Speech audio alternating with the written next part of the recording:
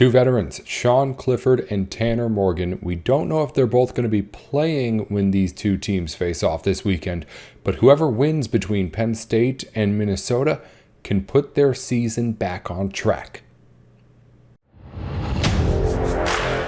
You are Locked On Big Ten, your daily podcast on the Big Ten Conference.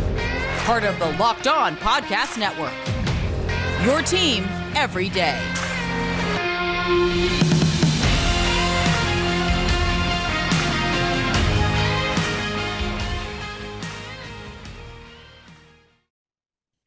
Hey, you're tuned in to Locked On Big Ten. Thanks for making the show your first listen every single weekday.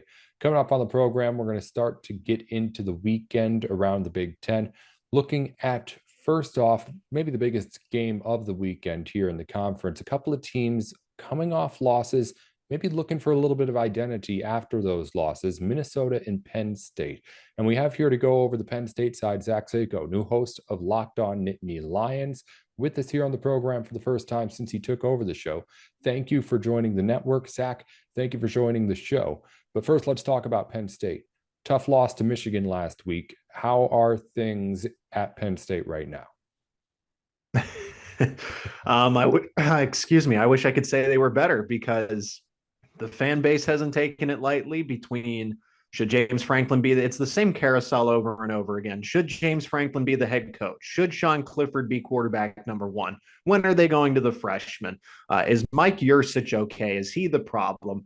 That's really the three things that have stood out to me: is the question marks surrounding James Franklin, the question marks surrounding Sean Clifford. Those are the double whammy there. And now you have Mike Yurcich a little more into the fold this time around. I don't think the defense has gotten enough criticism from this past Saturday against Michigan because they did allow 418 rushing yards at the end of the day. Manny Diaz has been great, but let's think about the competition that they've had 11 turnovers against, right? Auburn, Central Michigan, Northwestern. Michigan just was a better team. They do have some bigger size, that's fine, but also at the end of the day, they were outcoached every step of the way. Penn State had a game script, and the second that it went away from that game script, everything kind of fell back down to earth, even though they had a 17-16 lead at one point. But if you're looking at the Penn State general public, the fan base, they are calling for Drew Aller, and they're not 100% certain that James Franklin should even be the head coach after this season. It should be Matt Rule or whoever they're gonna bring in. Let's talk a little bit more about those rushing yards you mentioned, Zach, because Yep. it's going to lead into this matchup with Minnesota too. What was it in that second half that just let Michigan run all over everything that the Nittany Lions threw at it? It goes back to the coaching from Michigan. They designed the plays up very well. Sharon Moore, I know he's the co-offensive coordinator, and the way that Mike Hart conducts himself as the running backs coach, it started up front with the offensive line. They had a system where the offensive line in the interior was going to double team, whether it was PJ Mustipher, Devon Ellis. They double team those guys. Then it was up to the linebackers. Kind of going through my game grades and positional grades, like the linebackers get an F, and honestly an F minus, because they had so much responsibility in that game for gap control, and the linebackers just couldn't keep up with whether it was Donovan Edwards or Blake Corum. They just blew by them. Tyler Elsdon had a bad game. If it wasn't for Curtis Jacobs's pick six that got them into the game in the first half, he would have had an awful game himself. He was over pursuing, under pursuing. Jonathan Sutherland was eaten up by the bigger offensive lineman. He's the safety coming down to this linebacker position this season. So it was really all on the linebackers because they couldn't stop the run. The defensive line actually had a fine game. The blame's not on them. It's that second line of defense there. And when Minnesota hears that, they're licking their chops, getting ready for this matchup, because you know the Golden Gophers have the running back to be able to pound that ground game just as much as Michigan did. How worried are you about being able to slow down a good rushing attack like Minnesota's after failing against Michigan? What needs to change? I mean, you mentioned the linebackers. Pretty worried, if I'm being honest. Minnesota is a well-coached team. Let's start there. I keep bringing up this consistent pattern of coaching, and PJ Fleck is a really good coach, even though he doesn't necessarily have the best talent. I would say that Minnesota is a Michigan light this year. You have Tanner Morgan, who may or may not play in this game, or to some, what's his percentage of how healthy he is. So they're going to rely on that game. You have Kirk Shiraka as the offensive coordinator, and he knows some of the secrets now at Penn State. He also knows where they're hurting the most. And the run defense that was top 5 after the first few games there, it's not top 5 by any stretch of the imagination here. So with Mo Ibrahim at running back, the redshirt senior, 24-year-old, same school that Stephon Diggs came from, good counsel, same high school. He's a really good running back. And from the time that he's missed, they can honestly go to anybody in that backfield. They have some good depth behind him since he's missed time, and they've had good experience on the football field. The offensive line is big. It's nasty. This is the recipe for another tough Penn State game. If it weren't for the whiteout, if this were at Minnesota, I don't know how the Nittany Lions would fare in this if they didn't have a lot of other things going for them at this point. How much of an impact is that whiteout going to have? Obviously, it's a big game for Penn State, but just how much bigger does it make that crowd presence? I mean, the crowd presence is huge, 107,000 plus. Everybody kind of knows that. The way that like Urban Meyer, for example, says that it honestly gives Penn State a very distinct advantage. And Urban Meyer's played in multiple whiteout games like that. But when you look at the stats, Penn State's actually 7-6 in whiteout games. This isn't this, well, they're guaranteed a victory here. No matter who steps into the whiteout, they're going to lose. It's an automatic loss for that opponent. Penn State, it's kind of based on the matchup. This just isn't really the best matchup for them right now, given that Minnesota likes to run the football this year. They don't have the receiving core that they did the last time around because Tanner Morgan lit them up. The whiteout itself, like I said, helps them. The crowd atmosphere will help them a lot, but this team is definitely down from the game they played against Michigan from Saturday. Zach Seyko here with Locked On Nittany Lions, here to break down the Penn State side of this matchup leading into the weekend against Minnesota. Zach, what about your run game? Nick Singleton didn't have the best showing, and he has been an anchor for your team. Are you confident he'll be able to bounce back? That was just a fluke last week. It's been hit or miss in the backfield, if I'm being honest. I know that they had the big game against Auburn. They had the big games against Ohio, and that's both of them, Nicholas Singleton and Katron Allen. When you mention Nicholas Singleton, you have to mention Katron Allen because they're splitting carries right down the middle. Nicholas Singleton might get the first reps to start the game, meaning that he's the starter, but it's kind of like being the sixth man in basketball. Katron Allen comes in off the bench, and he is getting the exact same amount of snaps and the exact same amount of touches as Nicholas Singleton. Singleton has the home run ability, but Katron Allen, if you need a guaranteed 5 yards, they're going to him. I hope that it was a fluke game. I know that Michigan's front seven is a lot better than at least I gave them credit for when I was scouting them, just because of how much turnover they had with losing Ajabo, Aiden Hutchinson. They had Dax Hill in the secondary. I know that guy's in the defensive backfield, but they lost some talent on defense. So I was eager to see what the competition that they played, that the front seven for Michigan was so hard to run against. And Singleton and Allen, they're freshmen. They're very talented, but they are going to make freshman mistakes. And you've seen that quite a bit through this first half of the season. What's plan A for Penn State if they go in and say, okay, here's what we want to do? What is that? Plan A is definitely to force Minnesota to pass, given the fact that we don't know who the quarterback's going to be, right? If it's Tanner Morgan at 50, 60, 70, 80%, even at 100%, it's because the Minnesota wide receiver core is just not all that great. They lost Chris Ottman-Bell, and he was one of those receiving threats back in 2019, if you can still believe it. There's a lot of repeat players from that 2019 game, even though they haven't played each other since. And the plan A is to play with the lead so that you can force Minnesota to pass and so that you can get Tanner Morgan under pressure, because that's how this whole system is operated. If you've looked at Penn State's first 5 games leading up to Michigan, the game script has been, let's jump out to a lead. Let's jump out to a sizable lead. That's why they went for it on 4th down against Auburn on the first drive of the game. They want to get up by 2 touchdowns, force you behind. Then you have to pass into that secondary, which is so good.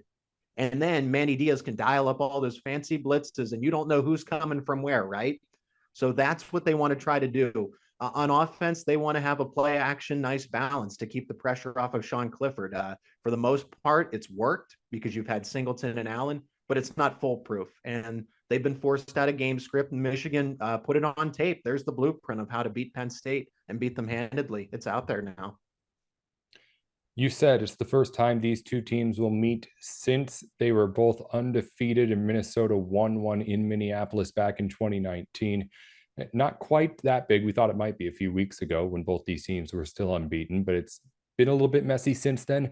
These two teams are going to try instead pick up the pieces a bit and bounce back here in this matchup that still has a whole lot of meaning to it, even with a couple of losses on both these squads, or combined with both these squads' records.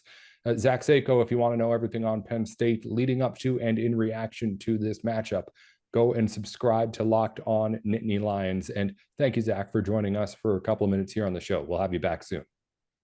Yeah, you bet. Thanks, Nate. Thanks again to Zach for joining us on the show today. We'll, of course, have him back on real soon to talk about potentially what happens over the weekend in that game between Penn State and Minnesota. Before we continue on the show, our show today is brought to you in part by Sweat Block. It's just wipes that can help if you start getting sweaty. To be quite honest, it can happen any day of the week. I know me personally, I'll just throw Sweat Block wipes into my bag when I go to the gym, just because I know that there's some days where, like, you go to the gym, you shower after, and for some reason, you're still just sweating a little bit once you get out. And if that happens, it can end up affecting the rest of your day. So make sure that you don't have to worry about it by taking some Sweat Block with you. They're wipes that you can use if you just have an emergency and start sweating, or maybe there is something going on where you're just especially nervous going into a day. You can use Sweat Block to make sure that there isn't any sort of ugly looking underarm sweat marks on your shirt when you're going out and about your day. If you or someone you love is experiencing embarrassing sweat or odor, try Sweat Block. Save 20% with promo code LOCKEDON at sweatblock.com. That's also available on Amazon, but 20% at sweatblock.com with promo code LOCKEDON. Let's continue to talk about what's going on around the country in college football news, because some interesting news coming out of the Big 12. Biggest of it being that they announced officially that they will not be going up to divisions when they expand to 14 teams. 4 teams are joining the Big 12, so they will go from 10 to 14. That means they have to change some scheduling things, but it will not be divisions for the Big 12. And while that's not huge news for what it is itself, I thought it served as a little bit of a reminder as the Big 10 talks about its division situation. Because the Big 12 has been doing this for a little while now. They have not had divisions before. They're not going to have divisions when they go up to 14 teams. So they're going to figure out something else to do with the football scheduling. Right now, 10 teams, 9 conference games. Everyone just plays everyone every year. The Big 10 is, of course, thinking, and I think everyone agrees, should go to the divisionless model as soon as possible. But that does not necessarily mean that the problems that the Big Ten has right now just go away. In a season like last year, yeah, sure it would. Because just about every good team in that conference was over in the Big Ten East. But let me just remind you what's happened most recently with the Big 12, a conference that has already been doing things this way. Now, to be fair, the Big 12 isn't quite exactly in the same spot as the Big 10, but when you look at who's played in the Big 12 championship game over the last couple of years, there have been plenty of college football playoff hopefuls and contenders. The last 2 years in particular, just looking at Big 12 championship games, last season, number 5 Oklahoma State went into that game, hoping to, with a win, perhaps get into the college football playoff. Instead, they lose to number 9 Baylor. Not a single Big 12 team gets into that Final Four. In 2020, again, pandemic season, so a little bit weird, but at that time it was number 8 Iowa State, who had an outside chance at maybe getting into the playoff if it had been able to win that game. Instead, it loses to Oklahoma, the number 12 team in the country, and no Big 12 team makes the college football playoff. It's just a little bit of a reminder here that while there is an advantage to getting rid of these divisions, there is the hope then that you wouldn't have to have like what we had last year when Iowa is playing Michigan in that game. And if Iowa wins, there's no Big Ten teams in the college football playoff. That, of course, goes away if you get rid of divisions. But you still have to have the good teams.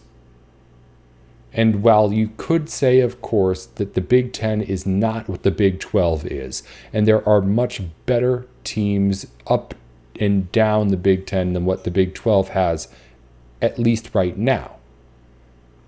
If I'm looking at the Big Ten right now, I'm only looking at two teams that are playoff viable. And one of them, at least, is going to have one Big Ten loss. If it slips up and loses a second game, then the problem just rears its head right back again. The point being that you have to have the teams. Just about every year the Big Ten does. But at the moment, right now, there's really only two teams that are even close to that top four. And you need to have both of them there at the end of the season and in that title game if you want to be in the ideal spot and have your conference set up for the most success. Right now, the Big Ten does not have that. If it gets rid of divisions, I believe it could. But you still have to have the talent there. And if you're going to have Michigan play Ohio State every single season too, then you're going to have some sort of backup just in case the Michigan and Ohio State, if they stay on top of the conference, lose that second or third conference game and open the door for someone else to enter the game at Indianapolis. I guess the point I'm saying is that, again, your problems aren't solved just by getting rid of the divisions. At least, not right now. We'll get into wrapping things up here on Locked On Big Ten in just a second. But before we do any of that, a reminder that betonline.net is your number one source for betting football and the start of the new basketball season too. Find all the latest player developments, team matchups, news, podcasts, and in-depth analysis at BetOnline. The lines I can tell you about right now: the favorite to win the Heisman Trophy, CJ Stroud, at plus 105 right now, but continuing to move up. Blake Corum from Michigan, now tied for the fourth highest odds on BetOnline. He's at plus 1,200 if you believe the Michigan running back's going to take home the Heisman Trophy. BetOnline, you can get those lines and all sorts more, as well as up your knowledge on the sports betting world. Be sure to check on at BetOnline where the game starts. Let's wrap things up here by taking a look at some NBA debuts for former Big Ten players. NBA season starting up. Thought it'd be nice to take a look at how everyone's been doing through the first couple of days. Not everyone has played just yet, but most teams have gotten their first games out of the way either yesterday or on Tuesday. Let's go from top to bottom. Most impressive performance out of Big Ten players came from Jaden Ivey. With the Pistons, it was a loss for Detroit, but he tallied 19 points, 3 rebounds, and 4 assists, also 3 steals, finished 8 of 15 from the field, 2 of 4 from three-point land. He looked really, really good to start off the season. Elsewhere, Caleb Houston played 22 minutes yesterday, 3 rebounds, 0 of 3 from the field with 1 block. Max Christie played 2 minutes, but was perfect in his NBA debut, 1 for 1 from the field, and that one was a three-pointer. Also had a rebound too. Bryce McGowan's played 4 minutes yesterday, 0 for 1 from the field. He missed a three-pointer too, did have 1 block. Johnny Davis of the Wizards did not play. Malachi Branham from the Spurs did not play. Keegan Murray is out with injury right now. He'll be debuting with the Kings hopefully sooner rather than later. A Big Ten score from yesterday, I mentioned number 3 Nebraska was at number 12 Purdue in volleyball. I brought that up on yesterday's show. Nebraska won that matchup in 3 straight sets. Number 3 Nebraska wins. Final set scores 25-21, 20, and 18. Becca Alec leads the way for the Cornhuskers with 12 kills. Only top 25 matchup in the Big Ten today is in women's soccer. Number 6 Michigan State's on the road to meet number 17 Ohio State. It's at 7 p.m. Eastern Time. You can watch it on Big Ten Plus if you're so inclined. In other final news around the Big Ten, Michigan is deciding to put in a new scoreboard at Michigan Stadium. It's apparently going to be 10 feet wider than the current scoreboard there. It's not a second tunnel, but it's something. And one more just little fun fact stat for you that I saw in college football, not even a Big Ten stat, but as we wrap things up. And since 2013, the Alabama Crimson Tide have lost 6 road games. That's not the stat. That's impressive enough. But since 2013, about a decade now, Alabama has lost on the road 6 times. In all 6 of those losses, the home team stormed the field. That's the kind of stuff we're talking about when we're talking about dominance, about the goals you're wanting to get to, even if you're in Ohio State. That's that next level. And we'll see how close the Buckeyes can get here, as they've been looking really good over the past couple of years. More coming up tomorrow here on Locked On Big Ten. We're going to talk to Ryan Herrings from Locked On Badgers as he gets ready to face off against the Boilermakers in Purdue.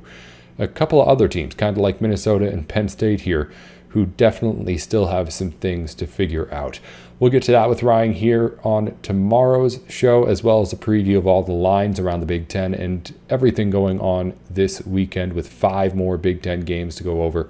We'll have it for you right here on Locked On Big Ten tomorrow. Until then, follow the show wherever you get podcasts on YouTube and on Twitter at Locked On Big Ten, 10 at the end of Big Ten, not TEN. And follow me on Twitter at Nate with Sports. Until tomorrow, this has been Locked On Big Ten.